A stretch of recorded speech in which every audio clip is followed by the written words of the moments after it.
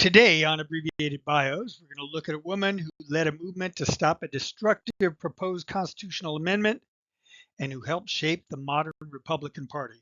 Her name was Phyllis Schlafly, and she was a real dynamo. My name is Stephen Yoder, and this is Abbreviated Bios. Phyllis Stewart was born August 15th, 1924, in St. Louis, Missouri, to John and Odile Stewart. She was raised Catholic and believed in the teachings of the church.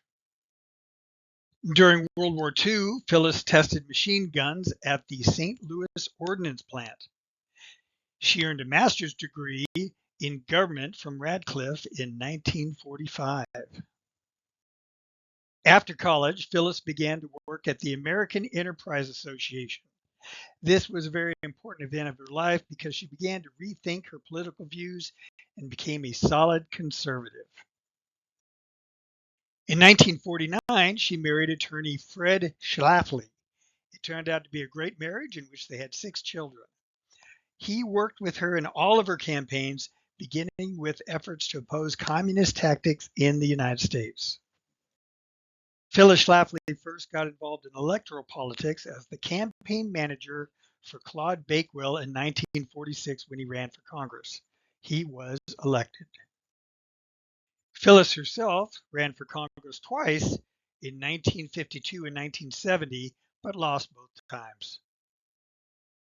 In 1964, Schlafly self-published A Choice, Not an Echo, in support of a Barry Goldwater presidential candidacy. It blamed the bad candidates the Republicans had chosen since 1936 on Eastern establishment Republicans. It advocated taking power away from them by nominating Goldwater.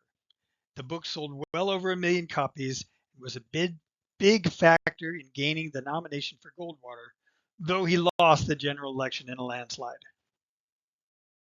Phyllis Schlafly became nationally famous in organizing to defeat the proposed Equal Rights Amendment to the Constitution. She believed it was very dangerous to the family and would eliminate laws protecting women, such as laws forcing men to support their wives or laws keeping women out of the draft. When she began her crusade against the ERA, it already had 28 of the 38 required states needed to ratify it. During this time, she was criticized as not knowing what she was talking about, unfairly, I might add, because she wasn't a lawyer. So she began attending Washington University and graduated with a law degree in 1978. Schlafly began an organization called Stop ERA to oppose the proposed amendment. The organization sent out the Phyllis Schlafly Report to help people know how to oppose it in their states. Schlafly debated feminists like Betty Friedan and Pat Schroeder. Schlafly forced proponents to deal with how the ERA would apply to things like alimony, child support, homosexuality, sex ed, public restrooms, and prostitution. The more Schlafly and her supporters campaigned, the less popular the ERA became. Contrary to what critics said about her, Schlafly was not against women going out to work or appearing in public or doing things like that. She stated that our policy should be to eliminate discrimination against women and achieve equity for women without sacrificing traditional women's rights. Eventually, the amendment topped out at 35 states ratifying it and expired in 1982. Phyllis Schlafly had been victorious. Beyond defeating the ERA, Schlafly opposed President Ford's pro-choice position on abortion. She and her supporters helped change the Republican Party into the pro-life party and pro-family party in America. One reason why Republican presidential candidates always oppose abortion is because of Phyllis Schlafly.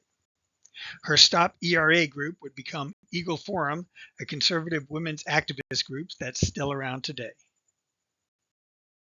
She was also one of the first Republicans to support Donald Trump's run for president in 2016.